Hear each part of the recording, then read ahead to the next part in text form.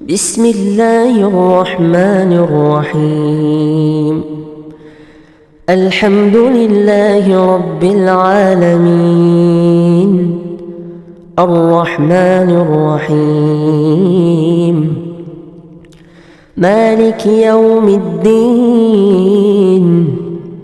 إياك نعبد وإياك نستعين، اهدنا الصراط المستقيم، صراط الذين أنعمت عليهم غير المغضوب عليهم ولا الضالين.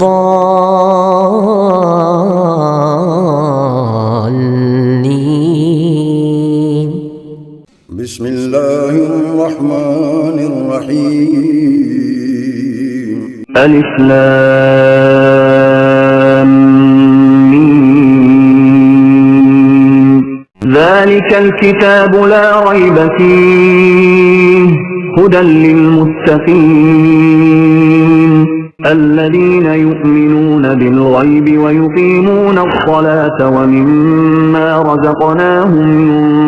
ينفقون والذين يؤمنون بما أنزل إليك وما أنزل من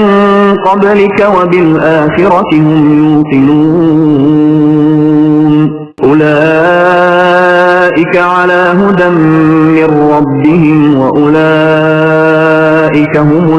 المفلحون. إن الذين كفروا سواء عليهم أأنذرتهم أم لم تنذرهم لا يؤمنون. ختم الله على قلوبهم وعلى سمعهم وعلى أبصارهم غشاوة ولهم عذاب عظيم. ومن الناس من يقول آمنا بالله وباليوم الآخر وما هم بمؤمنين يخادعون الله والذين آمنوا وما يخدعون إلا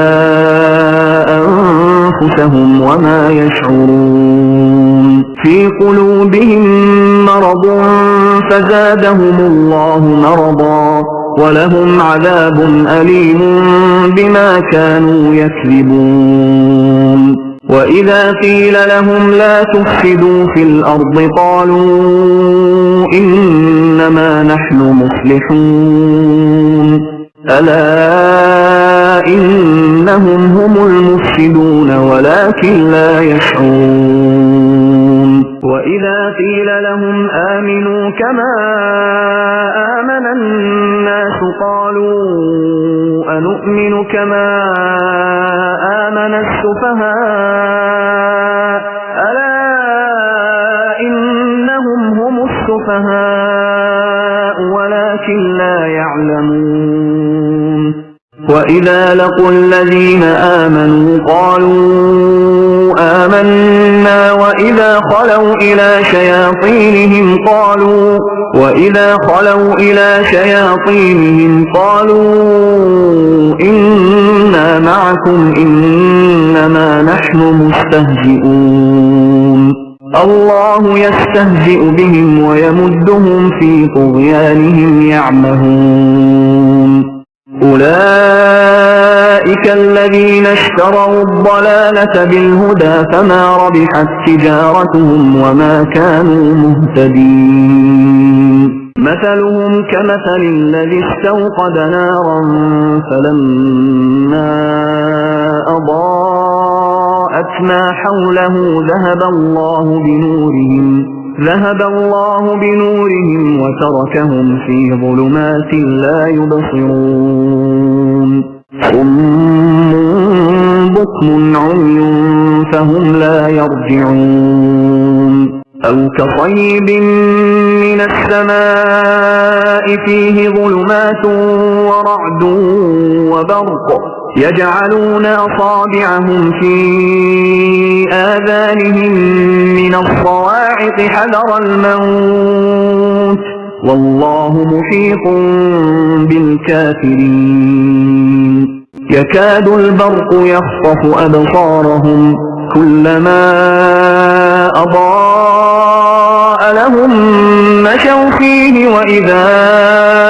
أظلم عليهم قاموا ولو شاء الله لذهب بسمعهم وأبصارهم إن الله على كل شيء قدير. يا أيها الناس اعبدوا ربكم الذي خلقكم والذين من قبلكم لعلكم تتقون. الذي جعل لكم الأرض فراشا والسماء بناء وأنزل من السماء ماء فأخرج به من الثمرات رزقا لكم فلا تجعلوا لله أندادا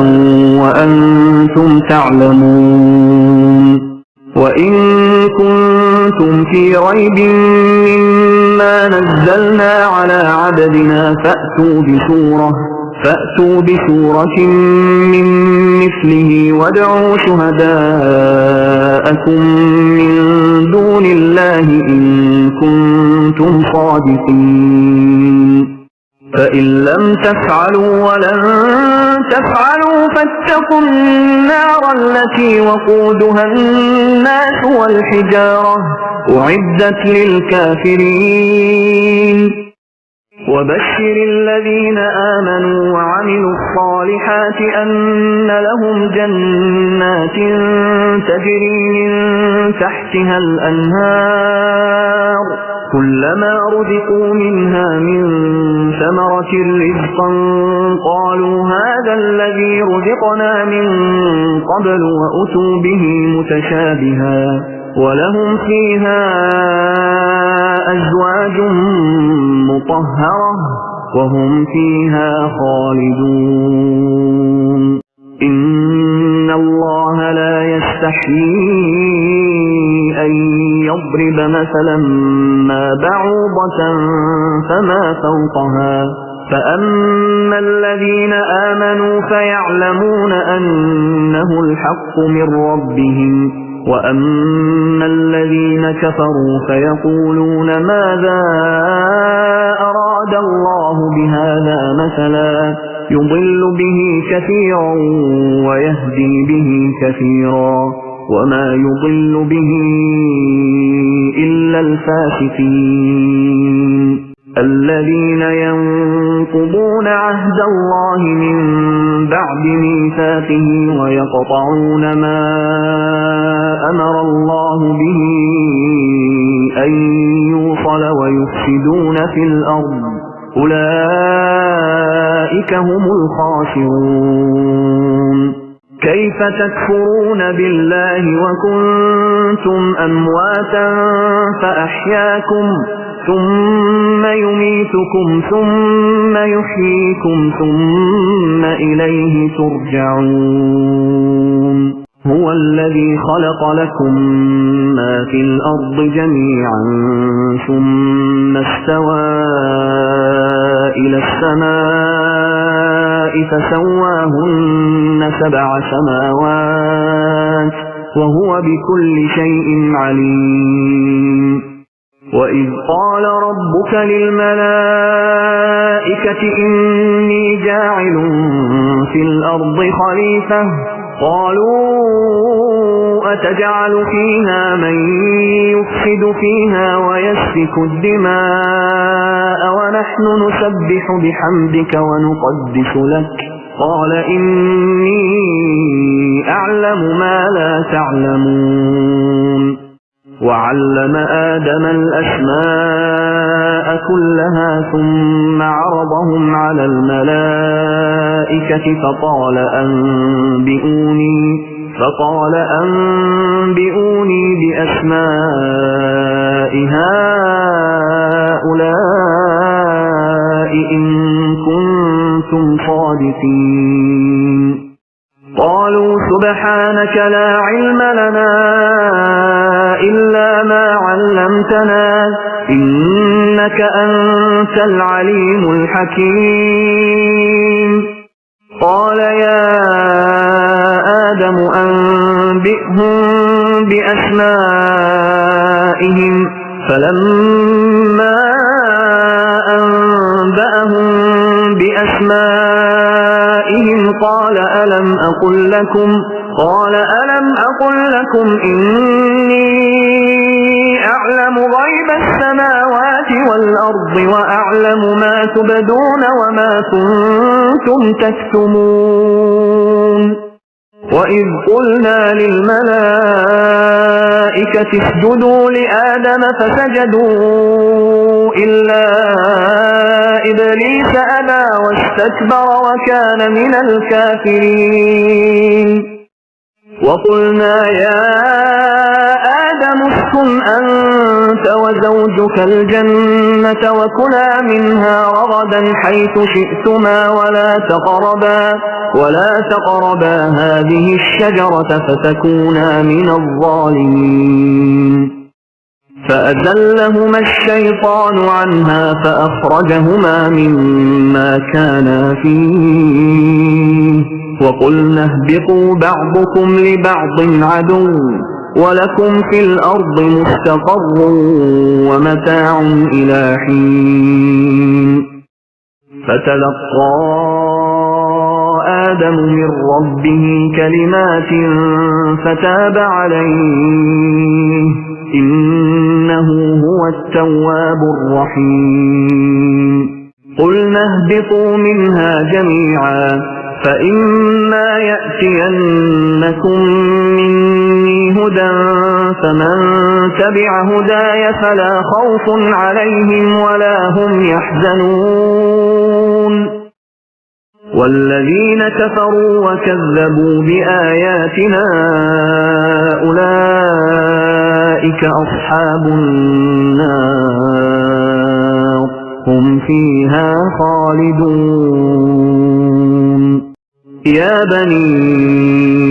إسرائيل اذكروا نعمتي التي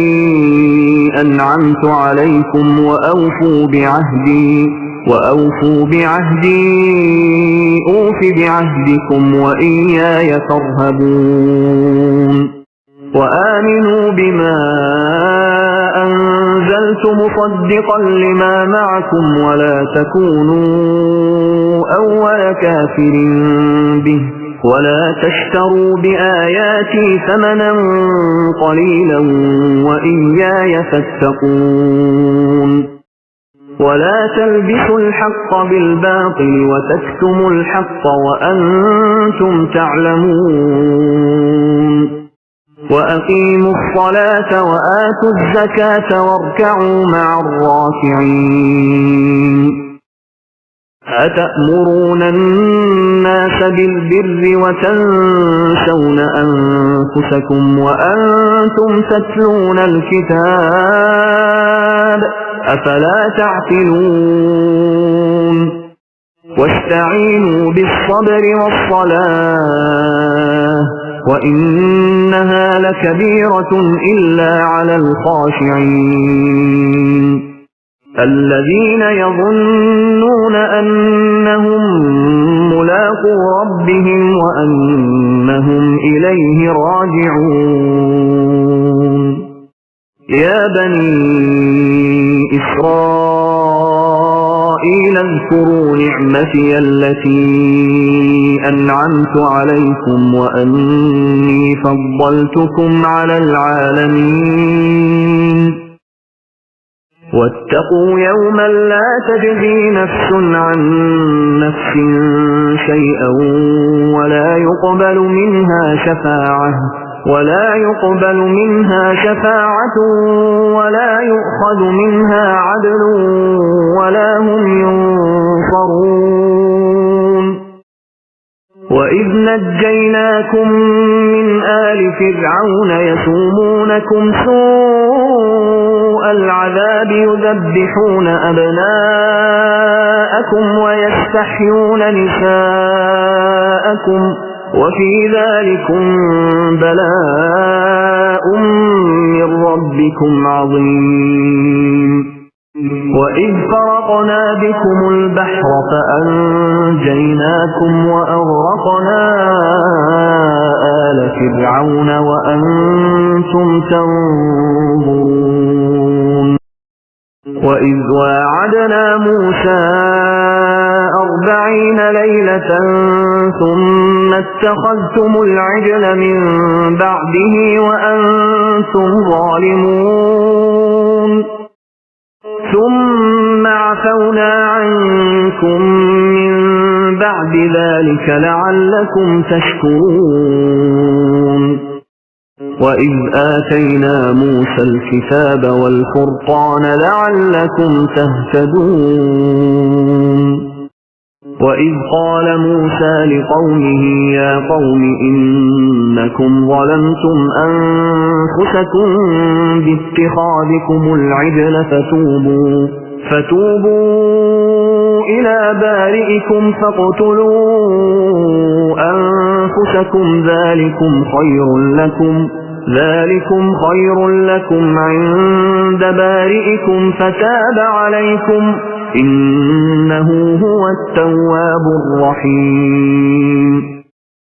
وإذ قلتم يا موسى لن نؤمن لك حتى نرى الله جهرة فأخذتكم الصاعقة وأنتم تنظرون ثم بعثناكم من بعد موتكم لعلكم تشكرون وظللنا عليكم الغمام وأنزلنا عليكم المن والسلوى كلوا من طيبات ما رزقناكم وما ظلمونا ولكن كانوا أنفسهم يظلمون وإذ قلنا ادخلوا هذه القرية فكلوا منها حيث شئتم رغدا وادخلوا الباب سجدا وقولوا حطة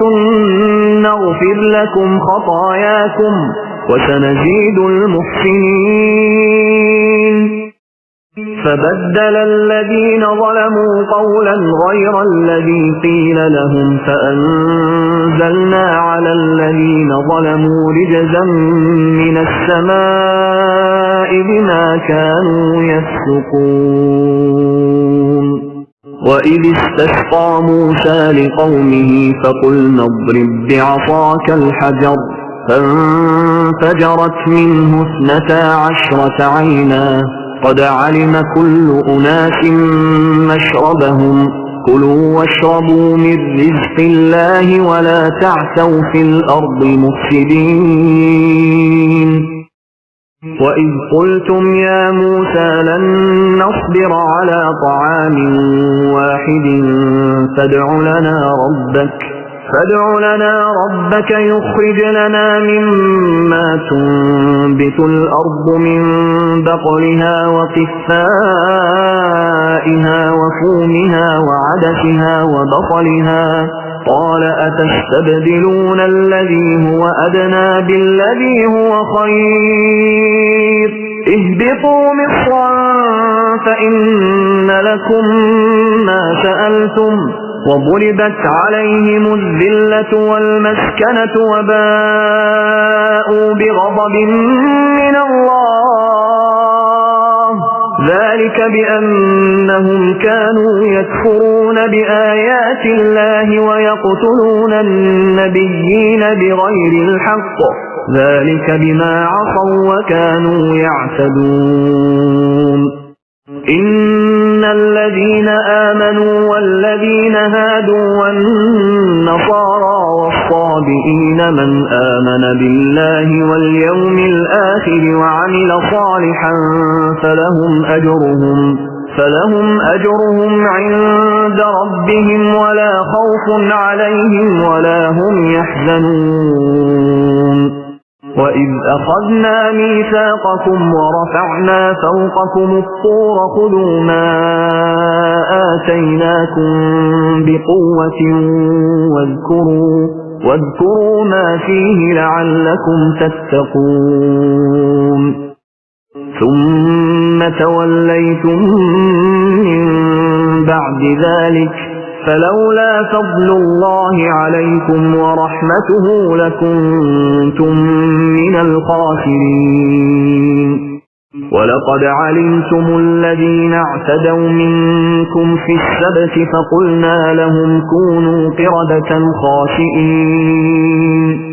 فجعلناها نكالا لما بين يديها وما خلفها وموعظة للمتقين وإذ قال موسى لقومه إن الله يأمركم أن تذبحوا بقرة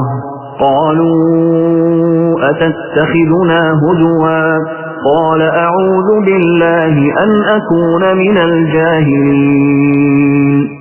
قالوا ادع لنا ربك يبين لنا ما هي قال إنه يقول إنها بقرة لا فارض ولا بكر عوان بين ذلك فافعلوا ما تؤمرون قالوا ادع لنا ربك يبين لنا ما لونها قال إنه يقول إنها بقرة صفراء فاقع لونها تسر الناظرين قالوا ادع لنا ربك يبين لنا ما هي إن البقرة شابه علينا وإنا إن شاء الله لمهتدون قال إنه يقول إنها بقرة لا ذلول تثير الأرض ولا تسقي الحرث مسلمة لا شية فيها قالوا الآن جئت بالحق فذبحوها وما كادوا يفعلون وإذ قتلتم نفسا فادارأتم فيها والله مخرج ما كنتم تكتمون فقلنا اضربوه ببعضها كذلك يحيي الله الموتى ويريكم آياته لعلكم تعقلون ثم قست قلوبكم من بعد ذلك فهي كالحجارة أو أشد قسوة وإن من الحجارة لما يتفجر منه الأنهار وإن منها لما يشقق فيخرج منه الماء وإن منها لما يهبط من خشية الله وما الله بغافل عما تعملون أفتطمعون أن يؤمنوا لكم وقد كان فريق منهم يسمعون كلام الله ثم يحرفونه من بعد ما عقلوه وهم يعلمون وإذا لقوا الذين آمنوا قالوا آمنا وإذا خلا بعضهم إلى بعض قالوا أتحدثونهم بما فتح الله عليكم ليحاجوكم به عند ربكم أفلا تعقلون أولا يعلمون أن الله يعلم ما يسرون وما يعلنون ومنهم أميون لا يعلمون الكتاب إلا أماني وإنهم إلا يظنون فويل للذين يكتبون الكتاب بأيديهم ثم يقولون هذا من عند الله ليشتروا به ثمنا قليلا فويل لهم مما كتبت أيديهم وويل لهم مما يكسبون وقالوا لن تمسنا النار إلا أياما معدودة قل أتخذتم عند الله عهدا فلن يخلف الله عهده أم تقولون على الله ما لا تعلمون بلى من كسب سيئة وأحاطت به خطيئته فأولئك أصحاب النار هم فيها خالدون والذين آمنوا وعملوا الصالحات أولئك أصحاب الجنة هم فيها خالدون وإذ أخذنا ميثاق بني إسرائيل لا تعبدون إلا الله وبالوالدين إحسانا وذي القربى واليتامى والمساكين وقولوا للناس حسنا وأقيموا الصلاة وآتوا الزكاة ثم توليتم إلا قليلا منكم وأنتم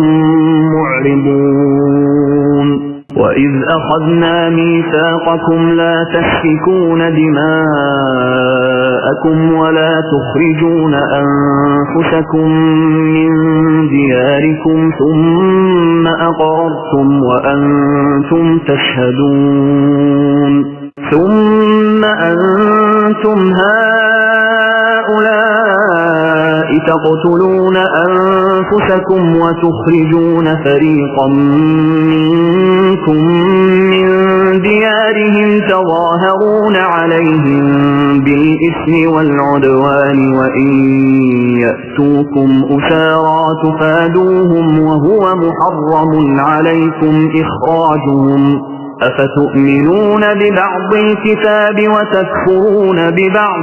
فما جزاء من يفعل ذلك منكم إلا خزي في الحياة الدنيا ويوم القيامة يردون إلى أشد العذاب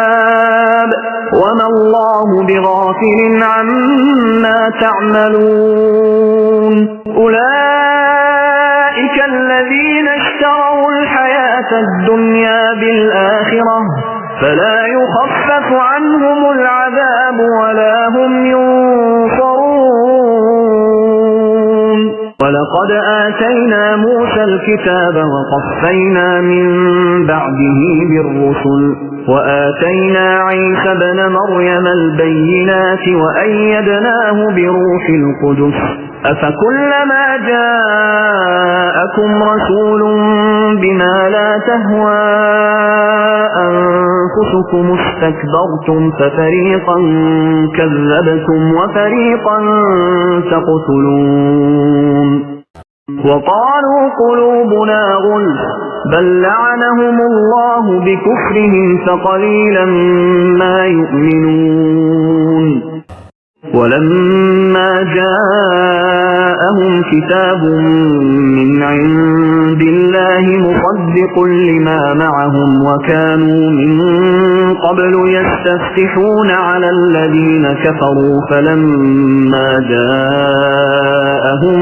ما عرفوا كفروا به فلعنة الله على الكافرين بئس ما اشتروا به أنفسهم أن يكفروا بما أنزل الله بغيا أن ينزل الله من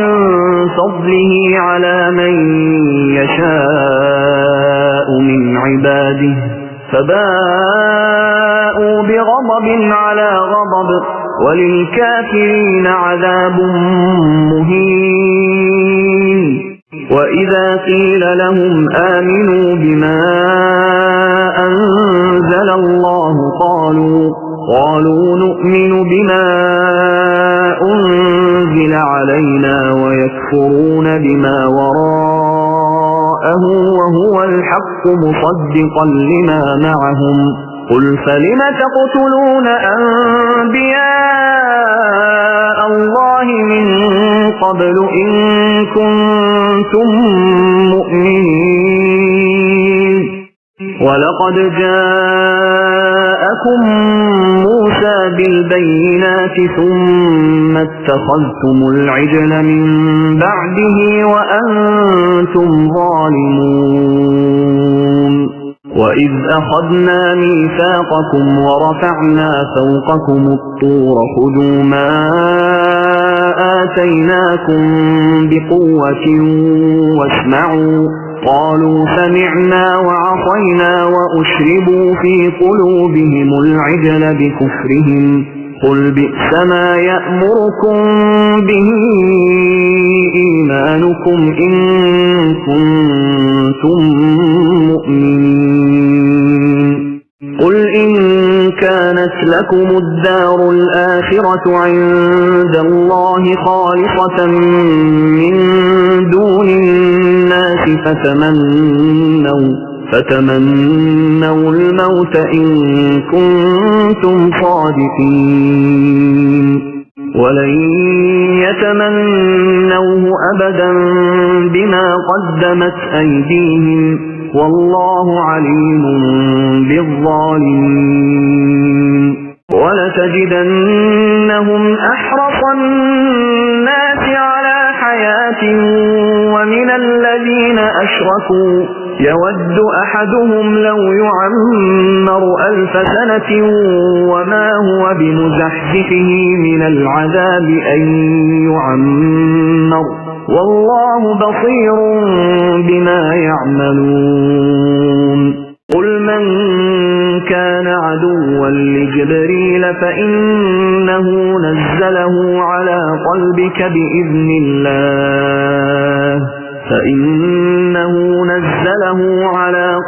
بإذن الله مصدقا لما بين يديه وهدى وبشرى للمؤمنين من كان عدوا لله وملائكته ورسله وجبريل وميكال فإن الله عدو للكافرين ولقد أنزلنا إليك آيات بينات وما يكفر بها إلا الفاسقون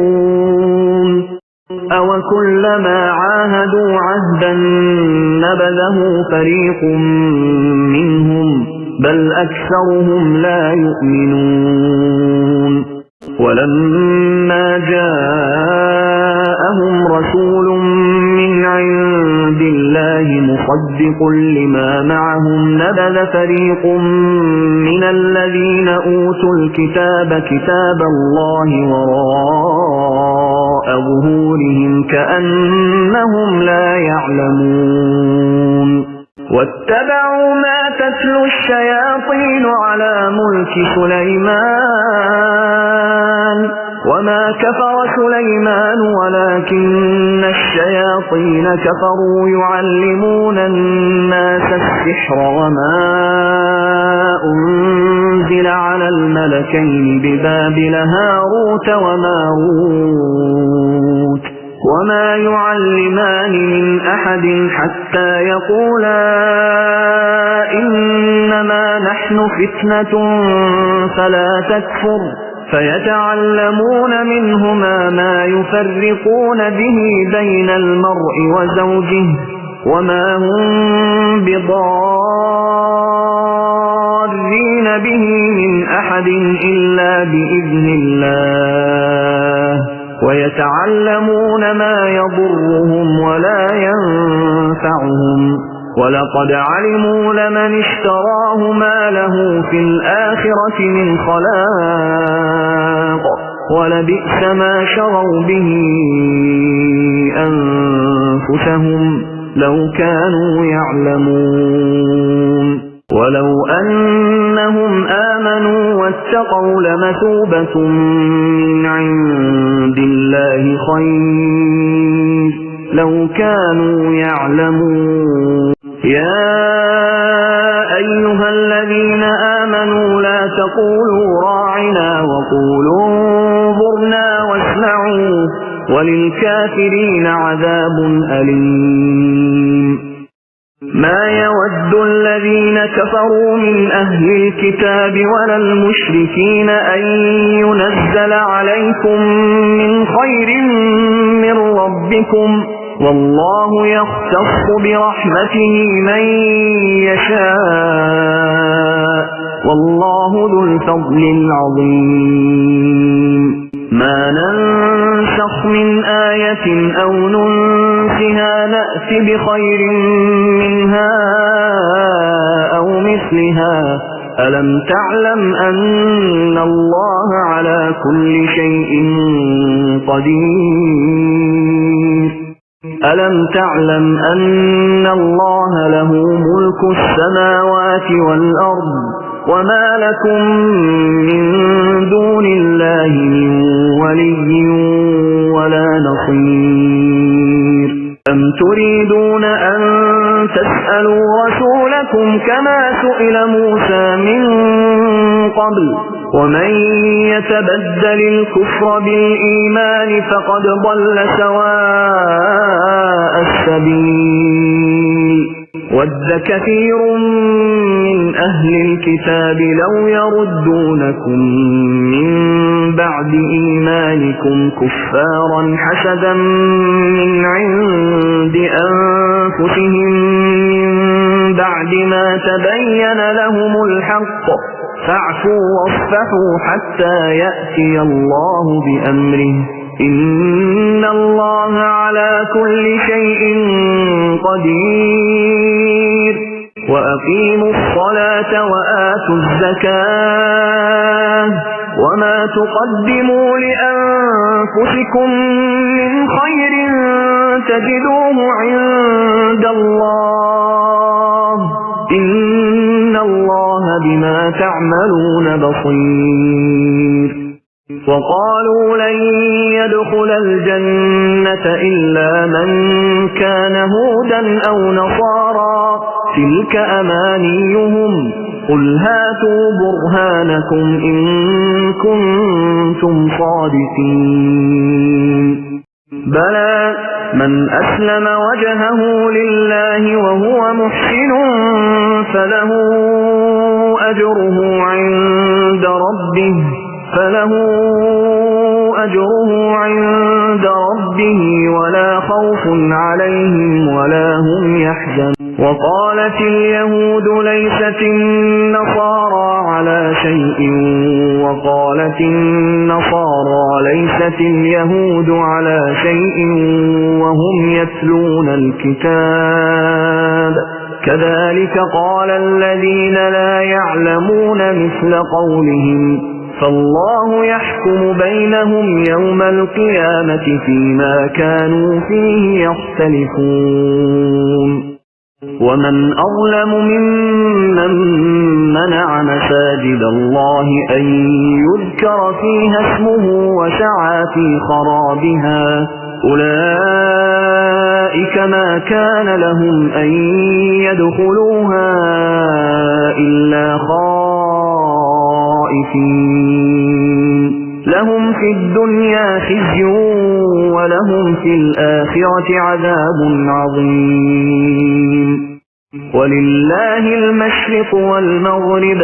فأينما تولوا فثم وجه الله إن الله واسع عليم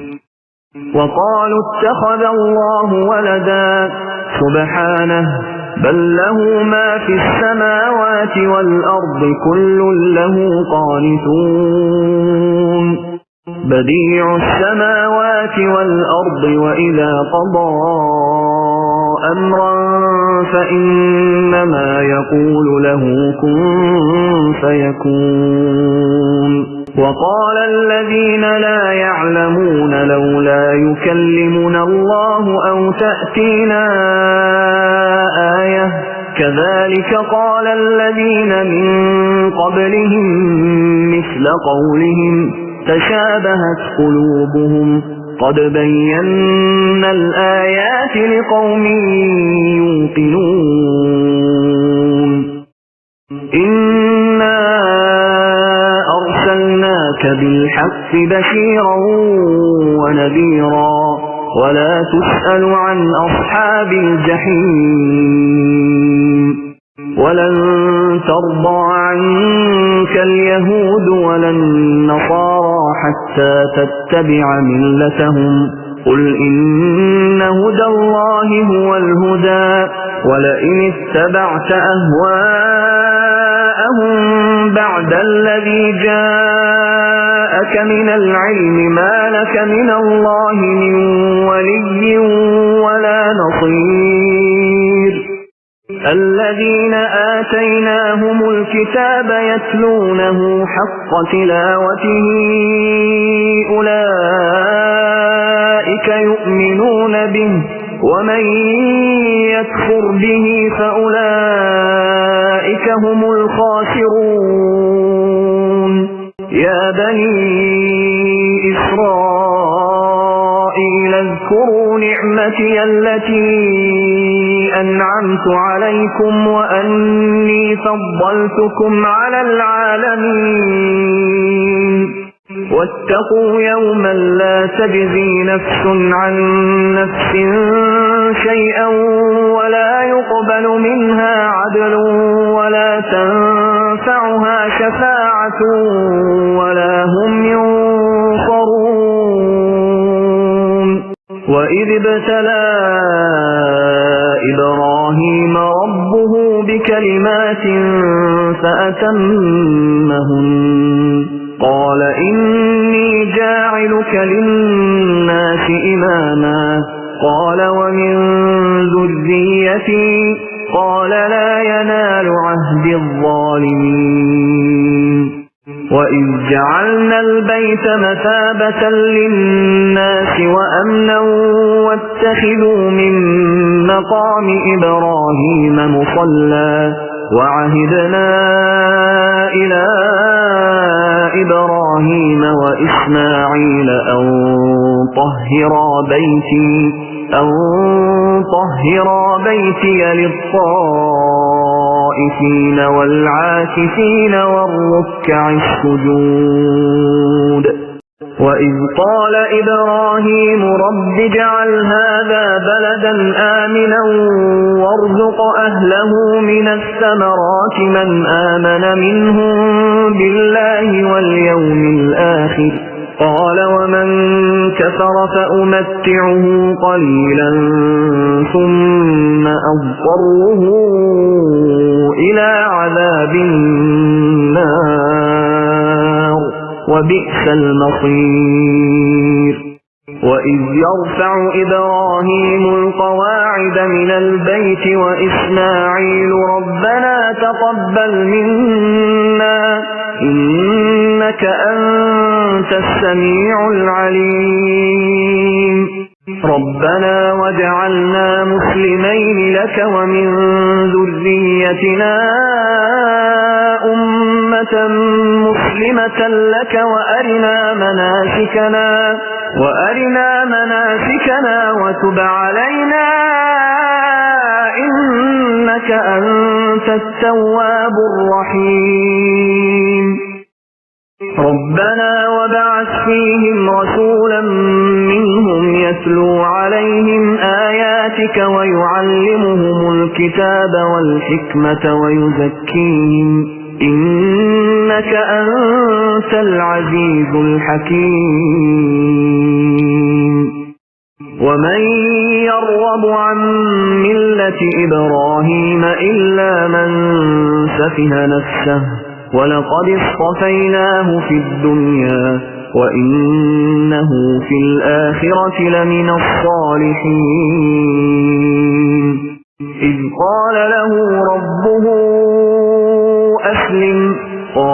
أسلمت لرب العالمين. ووصى بها إبراهيم بنيه ويعقوب يا بني إن الله اصطفى لكم الدين فلا تموتن إلا وأنتم مسلمون. أم كنتم شهداء إذ حضر يعقوب الموت إذ قال لبنيه ما تعبدون من بعدي قالوا نعبد إلهك وإله آبائك إبراهيم وإسماعيل وإسحاق إلها واحدا ونحن له مسلمون. تلك أمة قد خلت لها ما كسبت ولكم ما كسبتم ولا تسألون عما كانوا يعملون. وقالوا كونوا هودا أو نصارى تهتدوا قل بل ملة إبراهيم حنيفا وما كان من المشركين. قولوا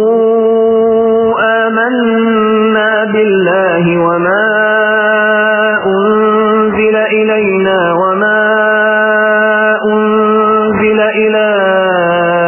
إبراهيم وإسماعيل وإسحاق ويعقوب والأسباط وما أوتي موسى وعيسى وما أوتي النبيون من ربهم لا نفرق بين أحد منهم ونحن له مسلمون. فإن آمنوا بمثل ما آمنتم به فقد اهتدوا وإن تولوا فإنما هم في شقاق فسيكفيكهم الله وهو السميع العليم. صبغة الله ومن أحسن من الله صبغة ونحن له عابدون. قل أتحاجوننا في الله وهو ربنا وربكم ولنا أعمالنا ولكم أعمالكم ونحن له مخلصون.